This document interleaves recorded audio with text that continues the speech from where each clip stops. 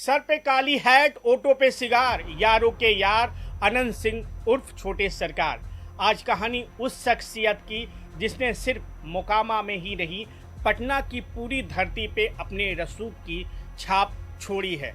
जिसे कोई बिहार का बाहुबली कहता है, कोई स्टार, कोई गैंगस्टर, कोई छोटे सरकार। वो नाम जिसके बिना राजनीति में ना राज हो सकता है ना काज। सत्ता किसी की भी हो, पर वोट अनंत सिंह उर्फ छोटे सरकार को ही मिलता है। अभी हाल में ही जिस तरह दुलार चंद की हत्या हुई, जिसके बाद बाहुबली अनंत सिंह का नाम सामने आने के बाद खलबली मच गई। 150 तकरीबन पुलिसकर्मियों के साथ कारगिल चौक स्थित अनंत सिंह के घर पर पहुंचकर गिरफ्तारी की गई, जिसे पटना की एसएसपी कार्तिकेय शर्मा लीड कर रहे थे। तो आज नजर डालते हैं अनंत सिंह के क्राइम कुंडली पर।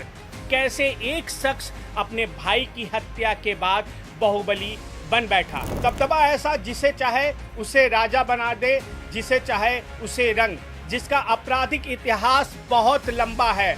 80 के दशक में इनके परिवार का बिहार में आतंक था। मुन्नीलाल सिंह और महेश सिंह जैसे कई लोगों के साथ जिनकी खूनी दुश्मनी रही है, उन पर कई हत्या करवाने का आरोप रहा है। 80 के दशक में अनंत सिंह की अदावत मोकामा के महेश सिंह के साथ ठन गई।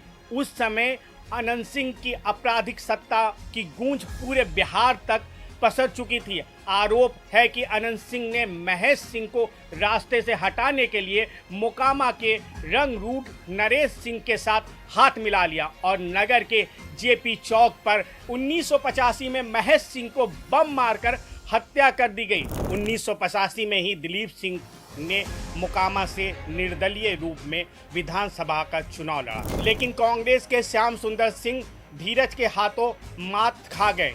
इस जंग में पराजय के बाद दोनों भाइयों का आतंक बढ़ता ही गया। इस दौर में बाढ़ के राजपूत लड़ाकों से इनकी खूनी जंग छिड़ गई।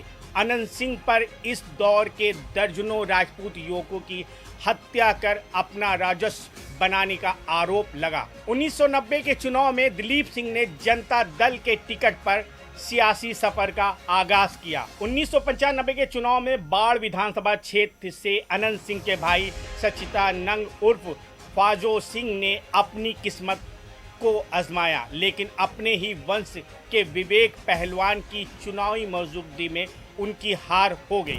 2000 के चुनाव में अपने भाई दिलीप सिंह को जिताने के लिए सूरजभान समर्थक भावनचक निवासी बच्चू सिंह को घर से खींचकर गोलियों से भूनने का आरोप लगा।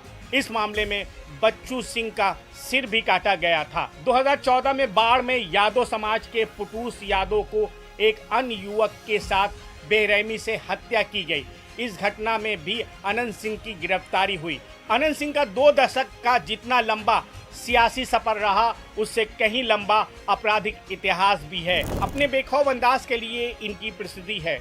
वही गिरफ्तारी के बाद पेशी पर पहुंचे अनंत सिंह की तरफ से एक पोस्ट ट्वीट किया गया, जो कि चर्चा का विषय बना हुआ है, जिसमें साफ तौर से कहा गया है, सत्यमेव जयते। मुझे मोकामा की जनता पर पूर्ण भरोसा है और इसलिए अब चुनाव मोकामा की जनता लड़ेगी।